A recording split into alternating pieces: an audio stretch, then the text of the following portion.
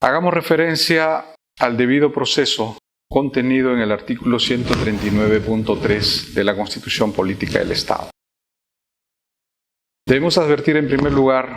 que el artículo 139 está dentro del capítulo 8 de la Constitución referido al Poder Judicial, de tal manera que el tema del debido proceso está circunscrito a la jurisdicción del Estado, vale decir, está referido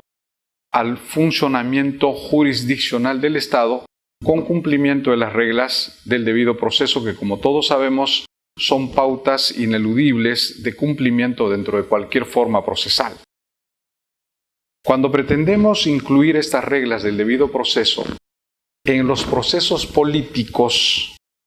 como el proceso de vacancia de la Presidencia de la República, o como el proceso del antejuicio constitucional, o como el proceso de interpelación a los ministros de Estado, evidentemente tenemos algún tipo de dificultades o diferencias en el debido proceso. Es riguroso el cumplimiento de las reglas del debido proceso en cualquier proceso jurisdiccional. Eso sin duda porque la Constitución así lo establece y todas las normas internacionales referidas a derechos fundamentales así lo determinan. Sin embargo, debemos distinguir la naturaleza del proceso jurisdiccional de la naturaleza del proceso político que tiene otras características. El proceso político, cualquier proceso político, está referido o está fundamentado en razones políticas y con propósitos políticos. El proceso jurisdiccional está referido a la declaración de derechos de personas en conflicto. Consecuentemente, la naturaleza fundamental de cada una de estas formas procesales resultan siendo diferentes. En la medida en que el proceso político no es esencialmente sancionador desde la perspectiva jurisdiccional, sino desde la perspectiva política,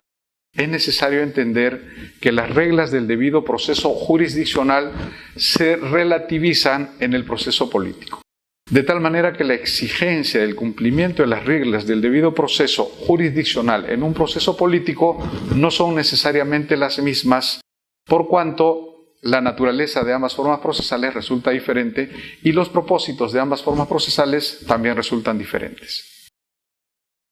Los procesos políticos no requieren los rigores exigentes de las reglas del debido proceso jurisdiccional. En razón de que el proceso jurisdiccional es un proceso de confrontación normativa basado en temas jurídicos, basado en normas legales,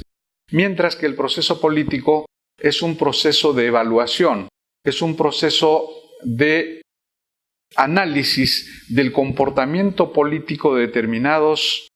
órganos políticos del Estado bajo criterios no necesariamente jurídicos, sino bajo criterios políticos. Consecuentemente, la relativización de las reglas del debido proceso jurisdiccional en el proceso político tienen que ser tomadas muy en cuenta para poder exigir el cumplimiento de estas reglas del debido proceso en esta forma procesal política. Cuando hablamos del derecho de defensa, por ejemplo, en los procesos jurisdiccionales, su cumplimiento es necesario, es riguroso y es obligatorio. Cuando hablamos de las reglas del debido proceso en el proceso del derecho de defensa, en el proceso político, las exigencias del cumplimiento de las reglas del derecho de defensa son bastante menos exigentes que en el proceso jurisdiccional. Porque no es cuestión de debatir pruebas, no es cuestión de actuar pruebas, no es cuestión de alegaciones sobre mecanismos probatorios, sino es cuestión de una confrontación política que en muchos casos puede resultar ideológica, lo cual determina que los rigores del proceso del derecho de defensa, como parte del debido proceso jurisdiccional, no sean necesariamente exigibles en el proceso político. Las otras reglas del debido proceso, igualmente, son bastante sencillos, por decirlo de alguna manera o de manera clara, en el proceso político, mientras que en el proceso jurisdiccional son bastante rigurosos. Consecuentemente, cuando hablamos de debido proceso en los procesos políticos, las exigencias de las reglas del debido proceso jurisdiccional no necesariamente van a coincidir, sino que van a ser bastante más relajadas o bastante minimizadas, de tal manera que se cumpla con algunos propósitos, con algunas exigencias básicas, de manera también bastante